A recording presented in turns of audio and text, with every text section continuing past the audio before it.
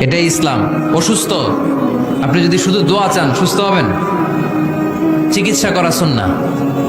যেই রোগ হয়েছে ওই রোগের চিকিৎসা নেওয়া কি সুন্নাহ। আল্লাহর হাবিব অসুস্থ হলে চিকিৎসা নিতেন। হাতে একবার বিচ্ছু কামড় দিল আল্লাহর হাবিবের আঙ্গুলে, তিনি রেগে গেলেন, ব্যথা পেলেন, আর বিচ্ছুরে বললেন, আরে বিচ্ছু, মানুষও চিনোস না, নবীও চিনোস না, কোথায় কামড় দিতে হবে এটাও জানোস না। কিন্তু কামড় যখন দিয়ে ফেলছে বিশ্বনবী ব্যথা পাচ্ছেন। বিশ্বনবী সূরা ইখলাস পড়ে ফাতিহা পড়ে ফু দিতে লাগলেন। আর আম্মাজান আয়েশাকে বললেন, লবণের পানি গরম দিয়ে ঢালতে থাকো। আম্মাজান আয়েশা লবণের পানি আনলেন। লবণের গরম পানির ভেতরে সোডিয়াম ক্লোরাইড আছে, ন্যাচারাল পেইন কিলার, ব্যথা নাশ করে।